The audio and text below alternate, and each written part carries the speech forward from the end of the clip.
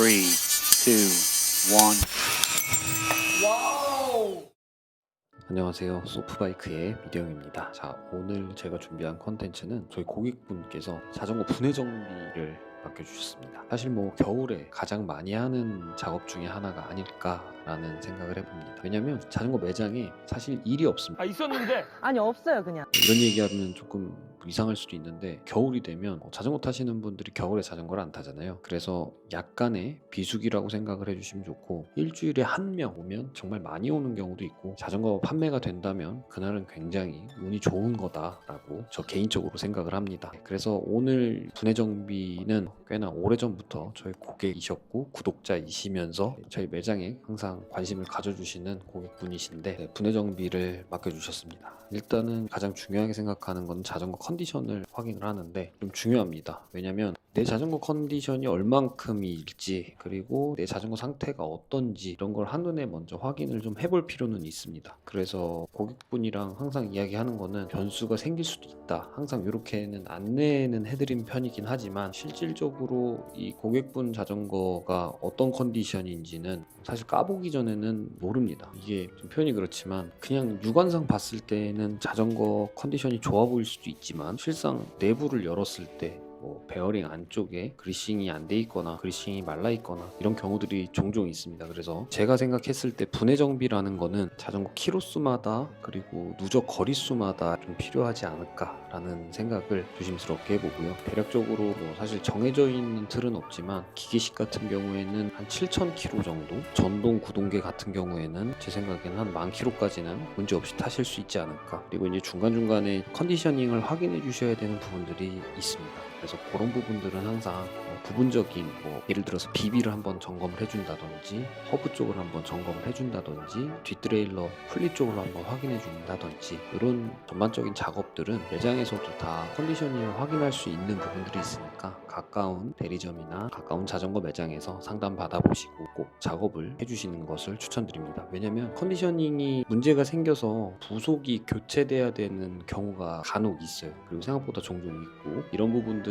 자전거 타시는 분들은 사실 잘 모르시는 경우가 많기도 하고, 그래서 제 개인적인 생각에는 자전거 매장이랑 조금 가까워진다면 자주 확인해 주실 수 있겠다 라고 저는 개인적으로 생각을 해보고요. 사실 이 스페셜라이즈드 에픽 같은 경우에는 크게 컨디셔닝이 문제가 있는 상태는 아니었어요. 하지만 제일 중요한 부분이 있었죠. 제가 영상에서도 소치로 먼저 만들어서 이 영상을 먼저 이렇게 내보냈었는데, 가지고 잘라볼 거예요. 붙은 나사 잘 부러지기를, 잘 빠지기를 응원해주세요. 자, 갑니다.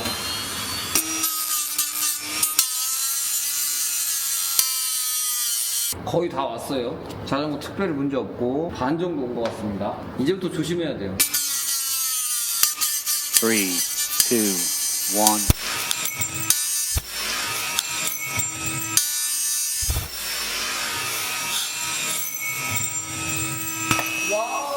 와, 죽을 뻔했네.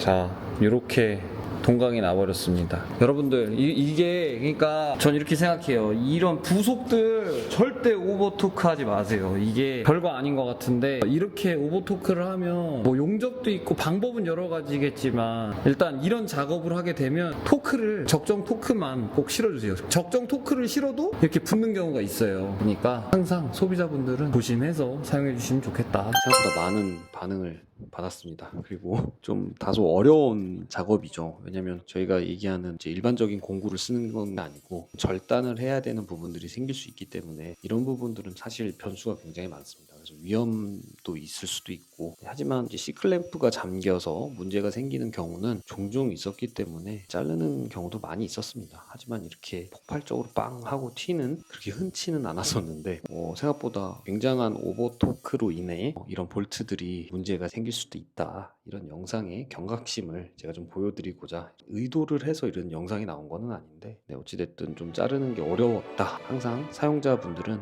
이런 부분들 좀 조심해서 사용해 주셨으면 좋겠다. 그리고 분해 정비는 자전거에 흙먼지들이 많이 남고 이렇기 때문에 1차적으로 세척을 먼저 해요. 그리고 세척이 먼저 끝난 다음에 그 이후부터 두 번째 2차 세척이 들어가는데, 항상 좀 꼼꼼하고 디테일링하게 좀 분해가 되어져 있는 상태에서는 컨디셔닝을 좀 보기가 조금 더 쉽다 보니까 아무래도 작업이 좀 좀 더 수월하게 작업이 진행이 됩니다. 다만 가장 문제점은 시간이 가장 많이 오래 걸리고 디테일링하게 계속 뜯고 조이고 기름칠하고 뜯고 기름칠하고 조이고 이 작업밖에 사실 없습니다. 그래서 사실 이 영상이 되게 거창하게 느껴지실지는 않겠지만 일반적으로 제가 하는 작업 자체는 고객분들이 보지 못하는 부분을 제가 먼저 보고 그 부분에 있어서 문제가 있으면 그리스를 채운다든지 오일을 채운다든지 이런 작업을 하는 게 분해 청소라고 개인적으로는 생각을 해보고, 저 같은 경우는 분해 청소를 한참 많이 할 때는 꽤 많이 했었는데 시간이 오래 걸리다 보니까 1년에 많은 작업을 하지는 않습니다. 그리고 시간을 좀 넉넉하게 많이 받는 편이기도 하고, 한 대를 잡는 동안의 시간으로 따지면 한 72시간 정도는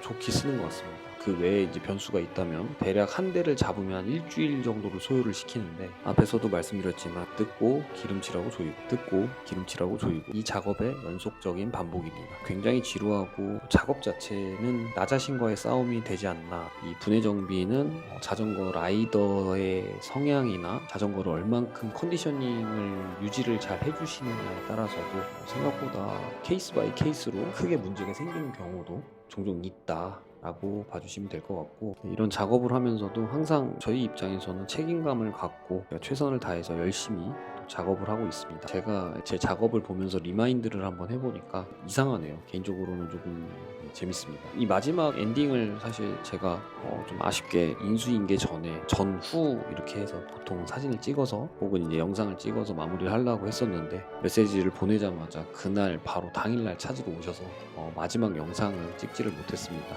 그렇지만 그래도 결국에는 만족을 해 가셨던 것 같고, 어디가 문제가 있었고 어떤 부분이 교체가 됐고 이런 이제 작업에 대한 작업 내용들을 쭉 설명드리는 브리핑 시간이 있는데, 사실 에픽 자전거는 상태에 비해서 흠집, 기스들이 좀 있었어요. 그래서 최대한 지우려고 노력을 해봤지만 광택을 먹이는 데 있어서도 이 스크래치가 너무 깊게 들어가거나 좀 많다 보면 이제 프레임에 도장을 광택제로 아무리 날리고 깎아도 기스가 너무 크면 도장을 새로 입혀야 되는 그런 경우도 있거든요. 그러니까 제가 원하는 만큼의 디테일링은 나오지는 않았지만 소비자분들은 만족하실 수 있을 정도로 마무리를 했다고 개인적으로 생각을 하고, 아무튼 작업은 순조롭게 잘 마무리가 되었습니다. 제가 사실 이런 이제 정비 영상을 잘 찍지 않는 이유가, 제가 봐도 이 영상이 굉장히 좀 지루하더라고요. 근데 보시는 분들은 얼마나 더 지루할까라는 생각을 좀 해보면서 두서없이 이렇게 정비 콘텐츠를 마무리를 했습니다. 혹시라도